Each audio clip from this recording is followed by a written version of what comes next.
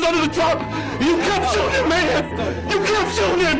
In his back. His back was turned to you, man.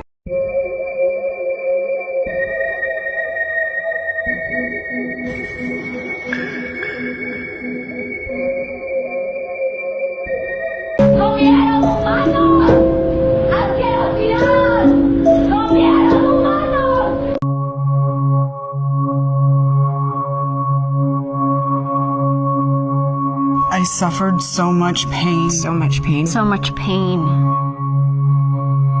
I suffered so much pain. I was 14 years old. I was 16 years old. I was 16. 17. 14 years old. This is me. This was me. This is me. When I met Jeffrey Epstein. This is me when I met Jeffrey Epstein.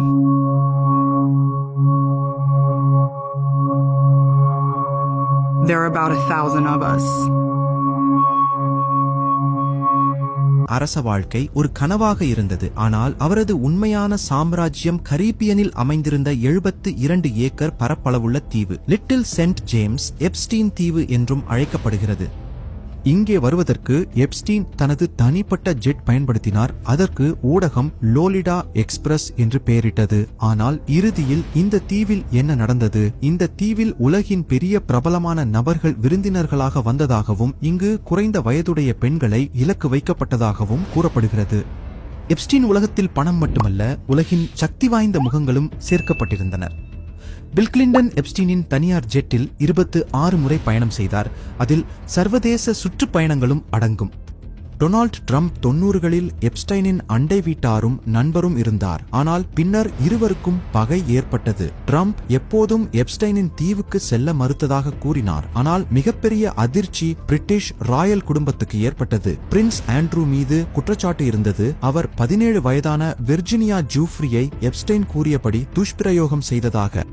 விர்ஜினியாவின் Prince ஆண்ட்ரூவுடன் எடுத்த புகழ்பெற்ற புகைப்படம் உலகம் முழுவதும் வைரலானது. இதன் விளைவாக Prince Andrew தனது அரச குடும்ப கடமைகளை விட்டு விலக வேண்டிய நிலை ஏற்பட்டது. $16 மில்லியன் செட்டில்மெண்ட் செய்ய வேண்டியிருந்தது மற்றும் அக்டோபரில் அவரிடமிருந்து பிரின்ஸ் பட்டமும் பறிக்கப்பட்டது.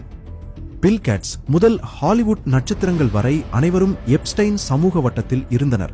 எப்ஸ்டைன் வீட்டில் இருந்து FBI பல சிடிக்கள் மற்றும் புகைப்படங்களை கண்டுபிடித்தது. இது அவன் இந்த பெரியவர்களை பிளாக்மெயில் செய்தான் என்ற பயங்கர சந்தேகத்தை ஏற்படுத்தியது. ஆனால் சட்டத்திற்கு இதுவரை எந்த கிளையண்ட் பட்டியலும் கிடைக்கவில்லை. ஆனால் எப்ஸ்டைனின் இந்த தொடர்புகள் இன்றும் உலகிற்கு ஒரு சிக்கலான புதிராகவே உள்ளது.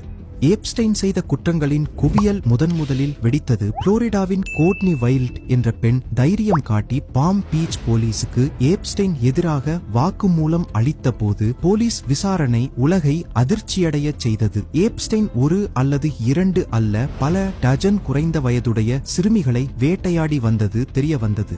அண்ட் இதுவே உலக நீதித்துறை வரலாற்றின் மிகப்பெரிய கிண்டலின் தொடக்கம். எப்ஸ்டைன் வாழ்நாள் முழுவதும் சிறைக்கு செல்ல வேண்டும் என்ற போது ஒரு ரகசிய ஒப்பந்தம் தயாரிக்கப்பட்டது.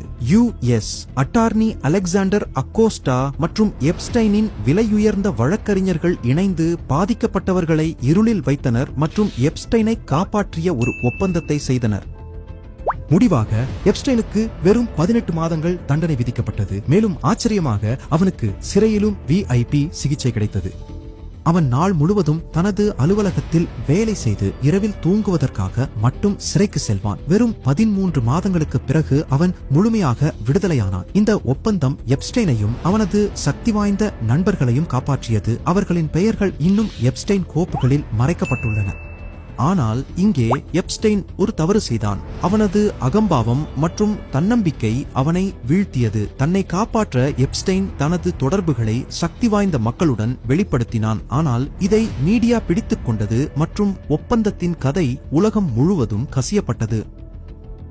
அவன் நினைத்தான் பணத்தின் சக்தியால் பாதிக்கப்பட்டவர்களை, அதாவது அந்த பெண்களை வாங்கிவிடலாம் என்று. ஆனால் இது அவனது மிகப்பெரிய தவறான எண்ணம். கோர்ட்னி வைல்ட்டின் நிலைப்பாட்டுக்கு பிறகு மேலும் பல பெண்களுக்கு தைரியம் வந்தது மற்றும் அவர்கள் அனைவரும் எப்ஸ்டைனுக்கு எதிராக ஒரு நிலைப்பாடு எடுத்தனர். அவர்கள் 2008 ஆண்டின் இந்த ஒப்பந்தத்தை நீதிமன்றத்தில் சவால் செய்ய தொடங்கினர்.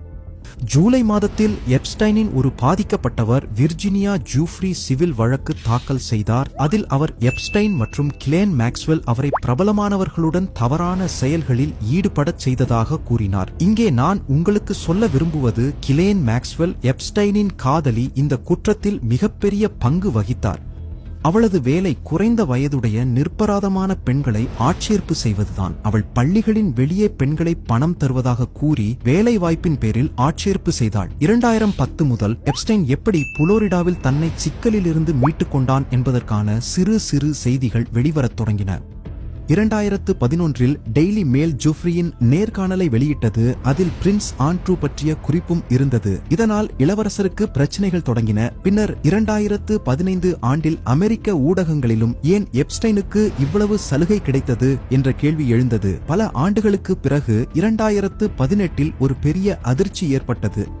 பத்திரிகையாளர் ஜூலி கே பிரவுன் தனது பர்வர்ஜன் ஆஃப் ஜஸ்டிஸ் என்ற அறிக்கையில் எப்படி சிஸ்டம் ஒன்று சேர்ந்து ஒரு குற்றவாளியை காப்பாற்றியது என்பதை வெளிப்படுத்தினார். இந்த அறிக்கை அமெரிக்காவில் தீப்பிடித்தது போல பரவியது. இந்த அறிக்கையின் காரணமாக ஜூலை மாதம் 6ஆம் தேதி ஜெஃப்ரி எப்ஸ்டைன் மீண்டும்